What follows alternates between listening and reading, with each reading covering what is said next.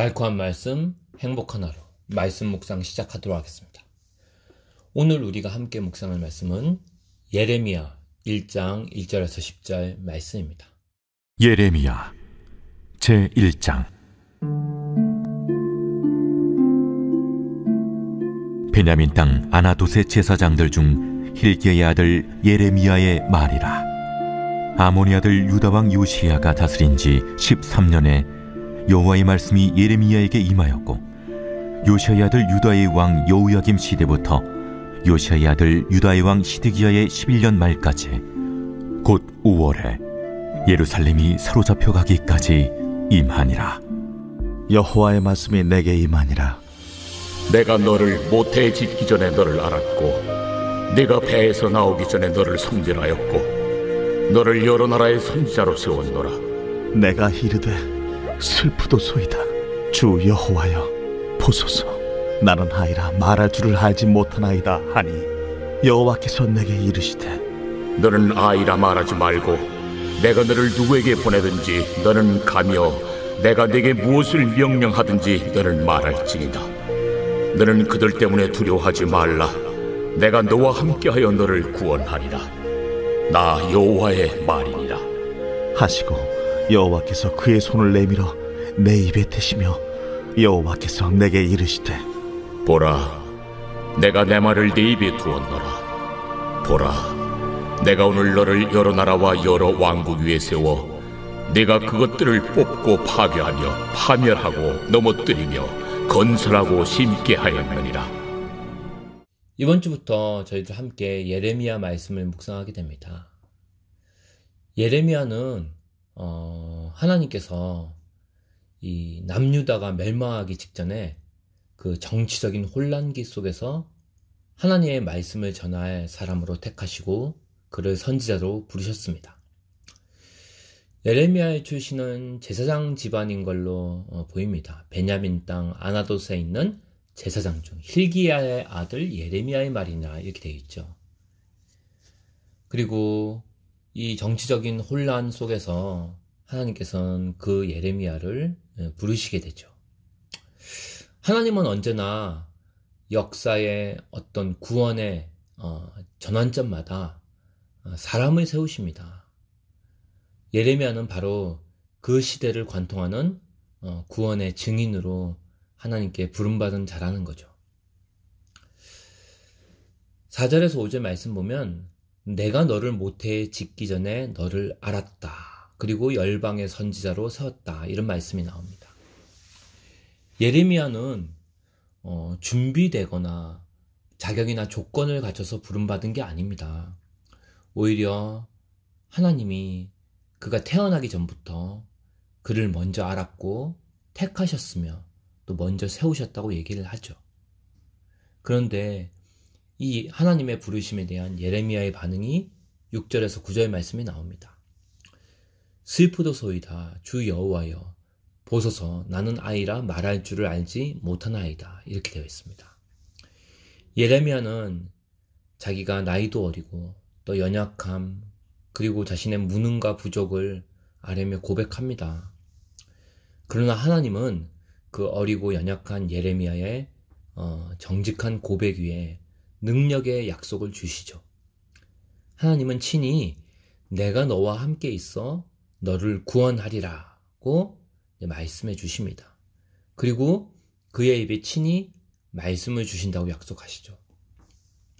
이는 구원의 주체가 인간이 아니라 하나님 자신임을 명확히 드러내는 거죠.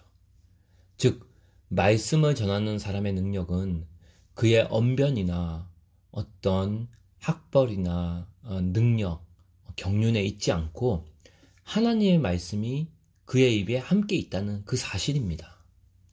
그리고 그 예레미야의 고백은 사실 오늘날 우리의 고백이기도 하죠. 우리는 언제나 저는 부족합니다. 저는 안 됩니다. 라고 말합니다. 그러나 하나님은 우리에게 두려워하지 말라. 내가 너와 함께 하겠다고 예레미야에게 하신 약속을 우리에게도 말씀하신다는 거죠. 그리고 이 장면은 복음의 원리를 잘 우리에게 보여줍니다. 복음은 강한 자가 아니라 연약한 자를 통해 전달된다는 거죠. 예수님께서도 약하고 죄인된 우리를 위해 오셨습니다. 그리고 또한 본인도 약한 모습으로 찾아오셨고 정말로 가난한 모습으로 살아가셨습니다. 그리고 너무나도 약한 모습으로 십자가에 못 박혀 죽으셨죠. 근데 그 예수님이 그 연약한 십자가의 능력으로 오늘 우리가 묶인 모든 죄와 사망의 원세를 다 이기셨죠. 그리고 예수님께서는 자신이 부르신 제자들 또한 연약한 자, 또 세상으로 볼 때 그렇게 학벌이 좋지 않은 사람들을 제자로, 사도로 부르셔서 쓰셨다는 거죠. 그래서 복음의 능력은 연약한 우리 인간의 능력이 아니라 동행하시는 하나님의 임재에 있다는 겁니다. 10절 말씀 보면 오늘 너를 세워 뽑고 파기하며 또 심고 건설하게 하였다. 이렇게 말씀합니다. 즉 복음은 단순한 위로와 회복만의 메시지가 아닙니다.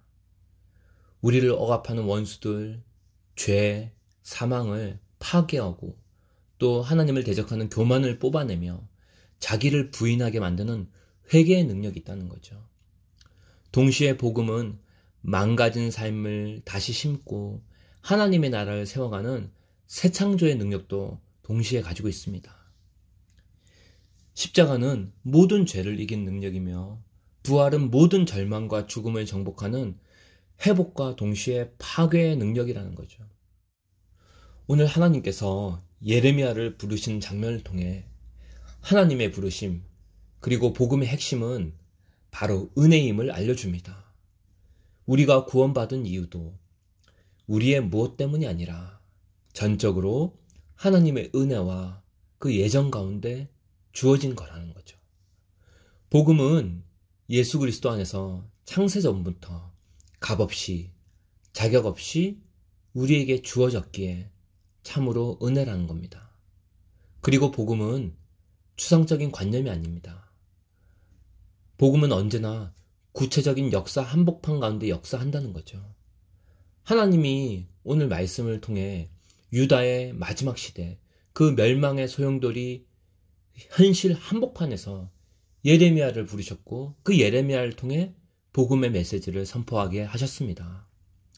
이는 오늘날 우리가 살아가는 역사의 지금 현장 그리고 우리가 서 있는 삶의 무대 또한 복음의 현장, 복음의 무대임을 선포한다는 거죠. 그래서 하나님은 바로 여러분을 오늘의 예레미야로 부르셨다는 겁니다. 바라기는 부름받은 오늘의 예레미야로서 오늘도 변함없이 하나님의 함께 하심을 의지하고 그 은혜의 복음 또 파괴의 복음을 선포하는 사명 감당하기를 주님의 이름으로 축원합니다. 오늘의 말씀 적용. 나는 지금 어떤 상황 속에서 부름받았는가? 하나님은 나를 통해 어떤 회복과 심판의 말씀을 전하려 하시는가? 오늘의 말씀 기도. 주님, 저의 자격 없음과 연약함을 아십니다. 그럼에도 불구하고 복음을 주신 은혜에 감사하며 오늘도 복음의 능력으로 살게 하소서.